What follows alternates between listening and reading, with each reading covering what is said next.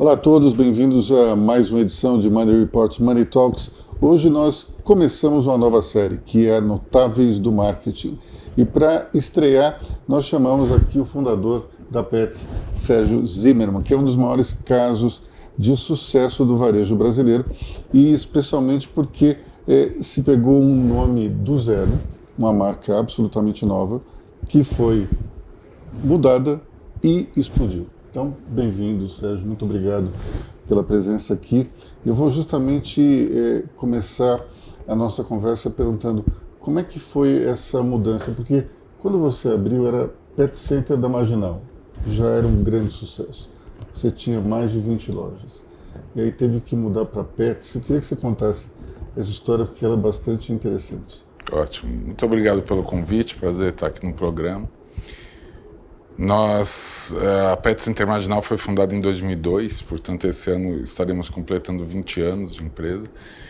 E em 2013 nós estávamos com 27 lojas, das quais 3 no Rio de Janeiro. E as 27 lojas carregavam o nome Pet Center Marginal.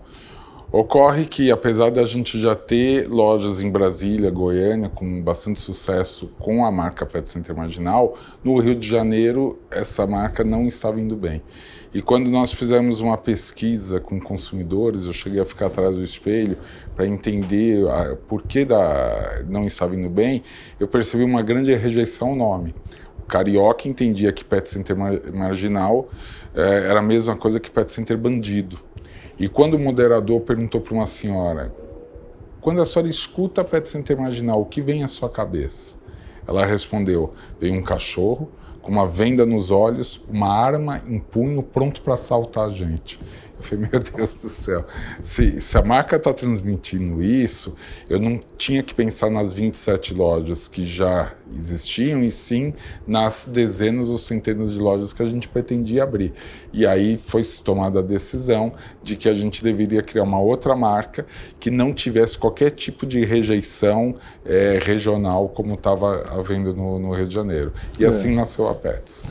Para quem está assistindo fora de São Paulo, é importante até a gente explicar uma coisa, que a Marginal, no caso, é a Marginal do Rio Tietê, né, que é uma espécie perimetral. Então, aqui em São Paulo, falar a Marginal não tem esse sentido negativo que tem, eventualmente, em outros estados, como no Rio de Janeiro. Exatamente. Mas aí vocês trocaram para Pets com Z. Pets com Z, e foi um processo que nós contratamos a Future Brand como agência de branding, e toda vez que tinha uma marca que a gente gostava, a marca não possibilitava registro, porque já tinha outro registrado. E quando não tinha registro, a gente não gostava da marca. E aí, depois de muito tempo, foi 3, 4 meses depois, veio a sugestão de Pets com Z, que eu falei, não é possível que a gente vai ficar 4 meses discutindo para só trocar o S pelo Z e ficar Pets. E então foi um casamento com a marca sem amor à primeira vista. Mas foi na medida que a gente deu o sinal verde para seguir com Pets com Z, e aí as letras começaram a tomar forma. E isso começou a ser aplicado nos uniformes, na fachada. A gente começou a se apaixonar pela marca. E hoje, número 1, acho que a grande parte de quem trabalha com a Pets é apaixonado pela marca. E a gente que tinha o objetivo de ter uma marca que não tivesse qualquer rejeição nacional, involuntariamente nós criamos uma marca global.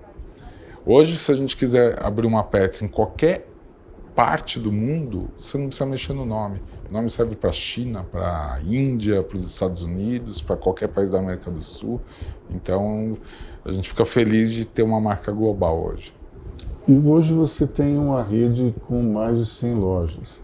Como é que está, por exemplo, aqui na Zona Sul de São Paulo, na periferia, em outros estados?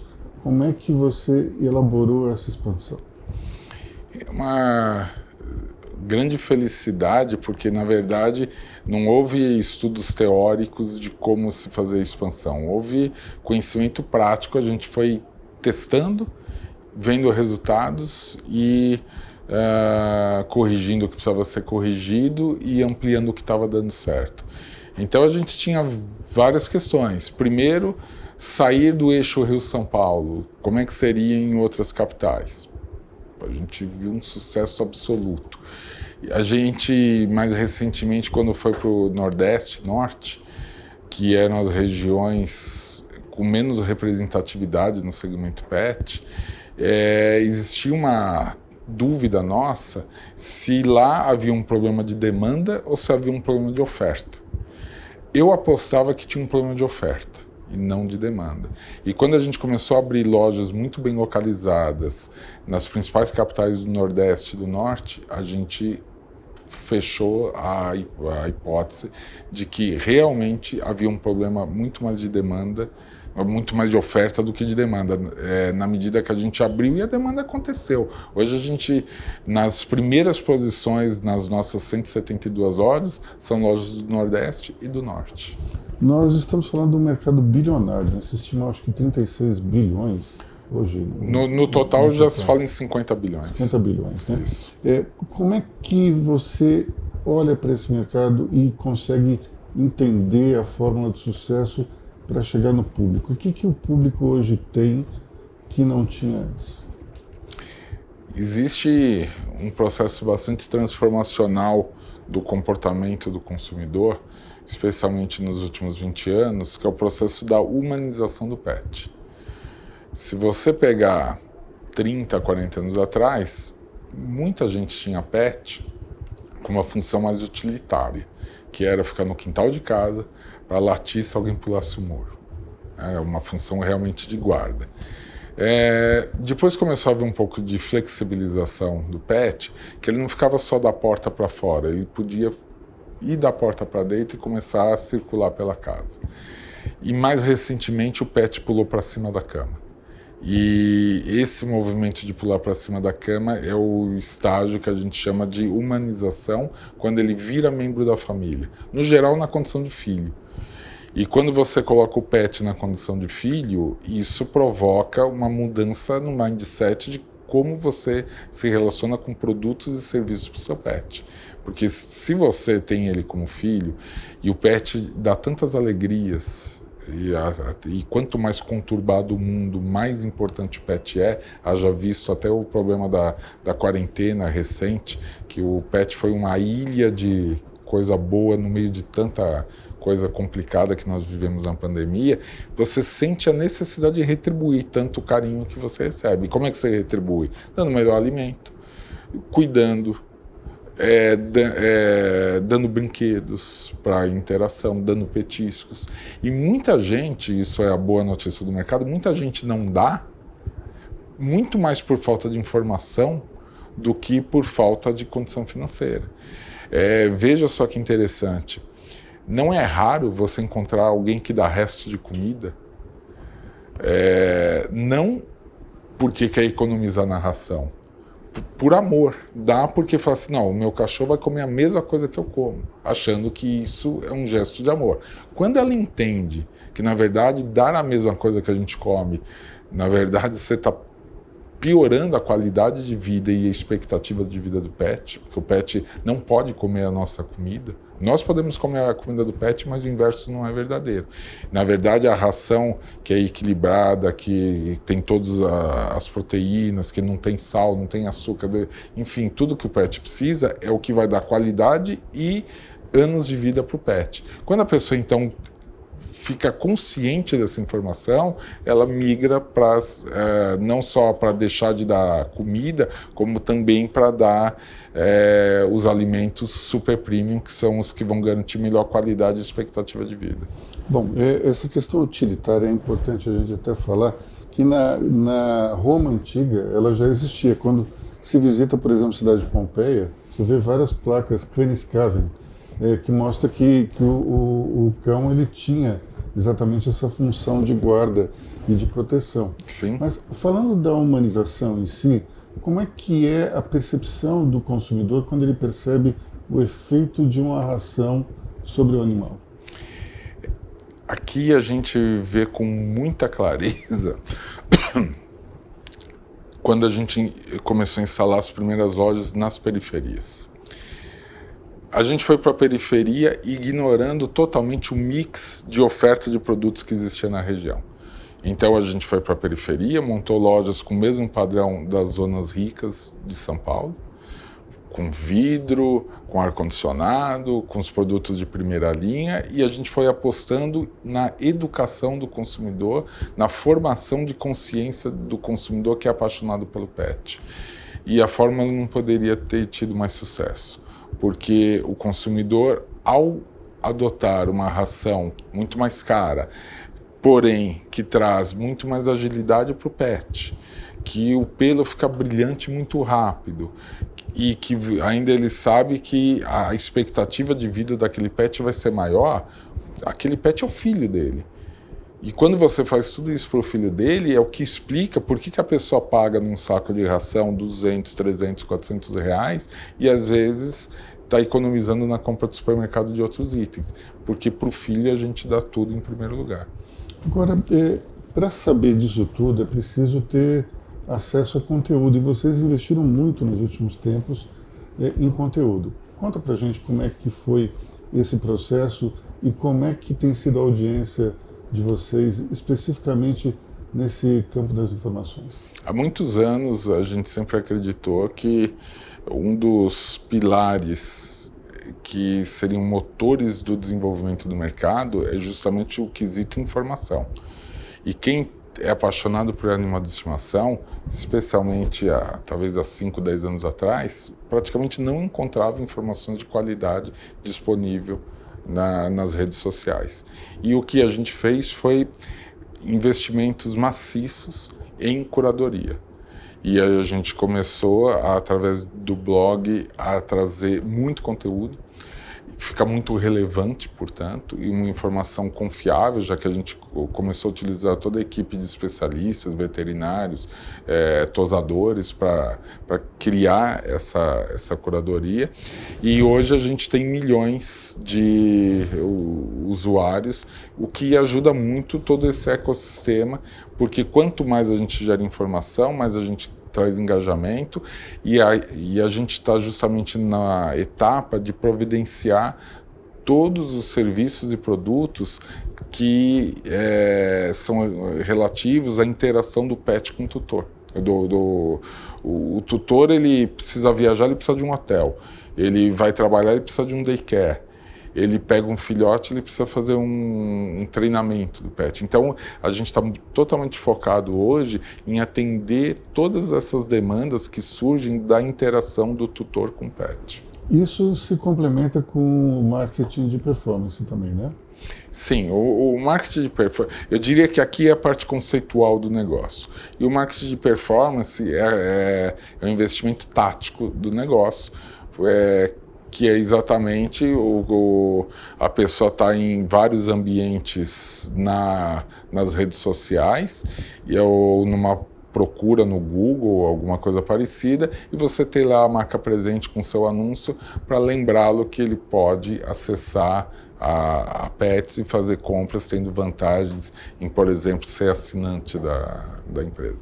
Além do conteúdo da própria Pets aparecer de forma orgânica nessa busca, né? Exatamente, é um binômio. Você tem lá a parte tática e tem essa parte estrutural, que é a parte de conteúdo. Naturalmente, o Google reconhece relevância por conta desses milhões de usuários que acessam o blog. Então, quando você pesquisa uma série de questões com pet, a Pets costuma aparecer na primeira ou, pelo menos, nas primeiras posições daquele tema. A audiência da Pets é tão grande que quando a pessoa digita Pets com Z, o que acontecia e o que acontece hoje? Quando nós lançamos a marca, se você digitasse no Google Pets com Z, o Google vinha lá com uma correção. Você quis dizer Pets com S. E recentemente a gente começou a perceber que em diversos momentos de busca, você digita Pets com S, e aí o Google corrige dizendo que você quis dizer Pets com Z. Então isso é uma síntese do que foi a evolução da marca de 2015, quando ela foi oficialmente lançada, até hoje, 7 anos de marca. Agora, Sérgio, você tem uma vocação clara para o varejo. Você Antes da Pets, antes do Pet Center, você teve uma outra experiência. Conta pra gente como é que foi ter passado por um negócio que não deu certo, teve que se reinventar. Como é que foi o significado dessa experiência para você como empreendedor? Talvez eu possa dizer que foi daí que saiu a matéria-prima, os insumos para os acertos na construção da Pet Center Marginal, posteriormente da Pets. Eu construí uma distribuidora de alimentos de perfumaria, junto com lojas de supermercado, 11 anos atuando com isso e literalmente quebrei, fui à falência. E eu foquei não nas perdas materiais, não nas coisas ruins desse processo, que existem e são inúmeras, mas eu quis focar no aprendizado que tudo isso gera. E esse foco obsessivo em querer aprender com o que aconteceu e não ficar amargurado com o que aconteceu, seguramente me impulsionou para que eu recomeçasse lá na Marginal Tietê com uma loja. E quando eu montei a Pet Center Marginal, o nome denuncia já que eu não tinha nenhuma intenção de ter uma segunda loja. Eu só queria sustentar minha família e, portanto, eu queria que uma loja desse certo. Foi no mesmo imóvel que você ocupava antes? Na verdade, antes a gente tinha pelo menos 5, 6 imóveis que a gente ocupava. Ali era um dos imóveis que a gente ocupava com a distribuidora de perfumaria. Agora, você falou o aprendizado que essa experiência te trouxe e entender o que deu errado. Você pode dividir com a gente alguma dessas conclusões? Sem dúvida. Primeiro assim, né? A gente foi crescendo na outra empresa muito rápido. E tomando dívidas para fazer o crescimento, achando que sempre tudo daria certo. Até que veio um problema macroeconômico, a Selic explodiu subitamente, isso foi na época do governo Fernando Henrique. A Selic saiu de 20% para 45% e as empresas que estavam endividadas sentiram um tranco, e a gente não tinha como, a gente já tinha um nível de endividamento alto porque a gente tomava dívida para crescer rápido. E ali eu precisava ter tomado, na época a gente tinha 600 funcionários aproximadamente, e existia lá um diagnóstico que a gente precisava encolher, voltar um passo. Então eu demiti 100, 150 pessoas pelo menos, ficar uma empresa menor para dar conta de tudo que estava acontecendo. E eu tinha na minha cabeça empreendedora que eu só demitiria alguém se fosse um problema individual da pessoa, não por um problema econômico. Eu achava injusto alguém perder o emprego sem ter dado causa a essa perda de emprego. Eu achava que o empreendedor tinha que se virar e não demitir. E essa minha insistência de não querer demitir 150 pessoas fez com que 2 anos depois eu tivesse que demitir 600 pessoas. Então aqui já vem um grande aprendizado, que é, se você precisa tomar uma atitude para salvar a empresa, não pense, no meu caso, não tem que pensar em 150 que você vai ter que demitir. Você tem que pensar em 450 que você vai preservar. Porque na boa intenção de não querer demitir alguns, ou não é nem alguns, é 150 aqui, 2 anos depois eu demiti muito mais gente. Então o compromisso de uma empresa saudável é, sobretudo, o maior compromisso social que uma empresa pode ter. Então, eu diria que, assim, aqui é um grandíssimo aprendizado que se tem. Aí, evidentemente, tem aprendizados, por exemplo, uma empresa quando cresce rápido demais e começa a ficar muito maior que você ter ajuda para dar governança e profissionalização é uma coisa saudável. Você não tem que querer ser dono sempre do negócio. Foi justamente o que eu fiz depois de ter 27 lojas. Eu senti que de novo eu estava crescendo, de novo eu estava tomando dívida para fazer esse crescimento, só que eu não queria dar o mesmo destino da outra vez. O que eu fiz, selecionei um fundo de private equity que desse governança, profissionalização, para estrutura financeira, musculatura financeira, para seguir a expansão. Ou seja, aquela situação do autoendividamento também foi um aprendizado para você. Sim, aprender que é muito melhor você compartilhar, você ter sócios certos, para você não precisa ter 100% da empresa, você não precisa ter 80%, não precisa ter 70%. Quando eu fiz um negócio, eu dei o controle para acionário, para o fundo americano que entrou, o Arbor Pincus, e não me arrependo um segundo de ter feito isso, porque isso impulsionou muito o crescimento da companhia. Em 2020, o fundo saiu após a gente ter aberto capital na Bolsa. Hoje eu tenho cerca de 28% da companhia e estou super feliz em estar fazendo a gestão de uma companhia que já está presente em 19 estados, 172 lojas. Então, esse aprendizado de não achar que tem que se ter o controle para você exercer o seu empreendedorismo também foi muito importante.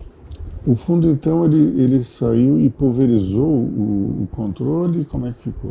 Sim, o fundo tinha, na época do IPO, 55%.